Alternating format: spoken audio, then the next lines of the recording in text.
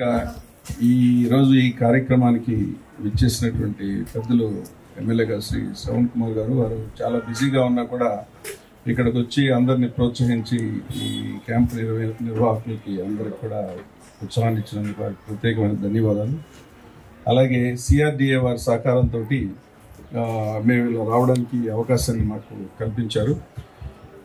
ఈ cancer screening programme అనేది Basavataraka hospital గత 25 సంవత్సరాల నుంచి దాదాపు 2,50,000 మందికి ఇంతవరకు స్క్రీనింగ్ నిర్వహించాం. సుమారు 1,260 క్యాంపుల ద్వారా. దీని ముఖ్య ఉద్దేశం ఏంటంటే గ్రామీణ ప్రాంతాలు అంటే అక్కడ ఉన్నటువంటి ప్రజలు, ముఖ్యంగా పేద ప్రజలు ఇవాళ పట్టణాల్లోకి వెళ్ళి పెద్ద డాక్టర్లని, పెద్ద హాస్పిటల్ని సంప్రదించే అవకాశం లేని వారికి, అలాగే క్యాన్సర్ల గురించి ఎటువంటి అవగాహన లేకుండా ఉండి అది ఉన్నా కూడా ఒక రకమైనటువంటి షై వల్ల ముందుకు రాకుండా దాన్ని అలాగే మొదలు పెట్టుకొని చివరి స్టేజ్లో వచ్చి నానా ఇబ్బందులు పడే పరిస్థితి రోజు చూస్తుంటాం. కాబట్టి దాన్ని నివారించడానికి ప్రారంభ దశలోనే క్యాన్సర్ని గుర్తించడానికి మొదటగా అవగాహన కల్పించడం, క్యాన్సర్ లక్షణాలు ఎలా ఉంటాయి, దాన్ని ఎలా నివారించవచ్చు, ఎటువంటి చర్యలు తీసుకోవాలి, ఎప్పుడు డాక్టర్లను సంప్రదించాలి, ఎప్పుడు హాస్పిటల్కి వెళ్ళాలి, ఎప్పుడు పరీక్షలు చేయించుకోవాలి అనే విషయం మీద అవగాహన కల్పించడం ముఖ్య ఉద్దేశం అయితే, అలాగే అనుమానం ఉన్నప్పుడు పరీక్షల ద్వారా దీన్ని ప్రారంభ దశలోనే గుర్తించడం అనేది ఇంకొక ఉద్దేశం. ఇక్కడ బసవతారకం హాస్పిటల్ కొన్ని దాతృత్వ సంస్థల సౌజన్యంతో మాకు 2 మొబైల్ హాస్పిటల్స్, అంటే అది బస్సు, కానీ ఆ బస్సులో దాదాపు అత్యంత ఆధునికమైనటువంటి మ్యామోగ్రఫీ, అల్ట్రాసౌండ్, ఎక్స్రేలు ఇవన్నీ కూడా అందులోనే ఫిక్స్ చేసి, అలాగే దాదాపు 20 మంది సిబ్బందితోటి ఈ గ్రామీణ ప్రాంతాలకు మేము రావడం జరుగుతుంటుంది.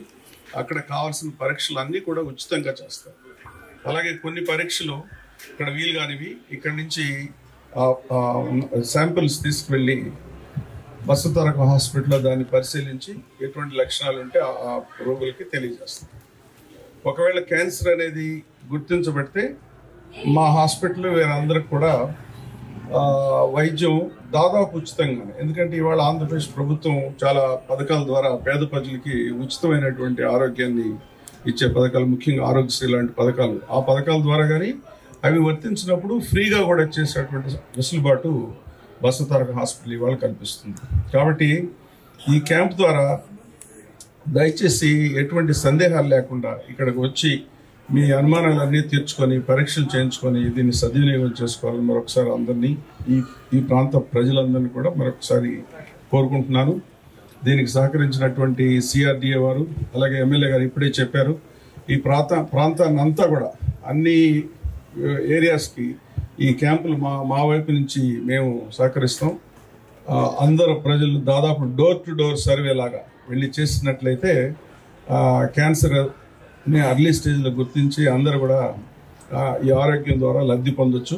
వారు అన్నట్టు క్యాన్సర్ని ప్రారంభ దశలో కానీ గుర్తించగలిగితే దాన్ని పూర్తిగా నివారించవచ్చు. ఖర్చు తక్కువ ఉంటుంది, అలాగే ట్రీట్మెంట్ కూడా క్యూర్ అవుతుంది. చాలామంది బహుశా అది నమ్మకపోవచ్చు, క్యాన్సర్ ఈజ్ క్యూరబుల్. ఇవాళ ఉన్నటువంటి ఆధునిక వైద్య విధానాల ద్వారా కానీ టెక్నాలజీ ద్వారా కానీ క్యాన్సర్ని పూర్తిగా క్యూర్ చేయొచ్చు. ఉదాహరణకి రొమ్ము క్యాన్సర్ అనేది ఆ కణితిని కానీ గడ్డ కానీ ప్రారంభ దశలో కానీ గుర్తించగలిగితే దాన్ని సులభంగా కూడా దాన్ని పూర్తిగా క్యూర్ చేయొచ్చు. కాకపోతే చాలామంది కార్యక్రమం కింద రకరకాల సమాచారం అందరికీ తెలియజెప్పడం కూడా ఇంకొక ముఖ్యమైన ఉద్దేశం. అలాగే మా సిబ్బంది ఎవరికి ఎటువంటి అనుమానాలు వచ్చినా కూడా దానికి సంబంధించినటువంటి సందేహాలన్నింటినీ కూడా నివృత్తి చేయడం అనేది ముఖ్యమైన ఉద్దేశం. మాకు బసవతారకం ప్రారంభించి 25 సంవత్సరాలైంది. ఈ 25 సంవత్సరాలు వజ్రోత్సవాల సందర్భంగా ప్రతి వారం 2-3 క్యాంపులు చేయడానికి కావాల్సిన ఏర్పాట్లన్నీ విస్తృతంగా చేయడం అనేది మా ఉద్దేశం. ముఖ్యంగా స్వర్గీయ ఎన్టీ రామారావు గారు వారి సతీమణిని కోల్పోయారు క్యాన్సర్ ద్వారా. అప్పుడు వారు రామారావు గారితో చెప్పినప్పుడు, మనమైతే అమెరికాకైనా వెళ్ళి వైద్యం చేయించుకోగలం, ఇటువంటి సాధారణ ప్రజలకు వచ్చినప్పుడు వాళ్ళ పరిస్థితి ఏంటి, దీనికి ఏదో ఒకటి చేయాలి అని ఒక ఆశయంతో ఆ మహానుభావుడు ఆ రోజు ఆలోచనతో 25 సంవత్సరాల క్రితం చిన్న హాస్పిటల్గా దాదాపు 100 పడకలతోటి ప్రారంభించినటువంటి ఈ హాస్పిటల్ ఇవాళ 650 పడకలతోటి దాదాపు ఇండియాలో 1-2 స్థానాల్లో వచ్చే పరిస్థితి వచ్చింది. ఇంకొక మంచి I'm so happy to say this, త్వరలోనే తుళ్ళూరులో కూడా ప్రపంచ స్థాయి హాస్పిటల్ ఇక్కడ పెట్టాలనే ఉద్దేశం రూపుదిద్దుకుంది. మన ప్రీతం ముఖ్యమంత్రి గారు దానికి ఎంతో ప్రోత్సహించారు. ఇక్కడ లోకల్ ఉన్నటువంటి రాజకీయ నాయకులు కానీ అందరూ కూడా దీన్ని ముందుకు తీసుకెళ్లి మాకు ఇక్కడ ల్యాండ్ అలాట్మెంట్ జరిగింది. త్వరలోనే ఈ హాస్పిటల్ కూడా శంకుస్థాపన చేసి దీన్ని ఇక్కడ ఒక ప్రపంచ స్థాయి హాస్పిటల్తో ఏర్పరిచినట్లయితే ఈ ప్రాంతం ప్రజలకే కాకుండా ఇప్పుడు మాకు వచ్చే పేషెంట్స్లో దాదాపు 40% ఆంధ్రప్రదేశ్ నుంచి వస్తారు. హైదరాబాద్, శ్రీకాకుళం నుంచి, అనంతపూర్ నుంచి, చిత్తూరు చాలా దూరం. హైదరాబాద్కి వచ్చి చాలా ఇబ్బందులు పడతారు. అక్కడ ఉండాలంటే ఒక 5-6 రోజులు ట్రీట్మెంట్ తీసుకోవాలంటే చాలా కష్టం.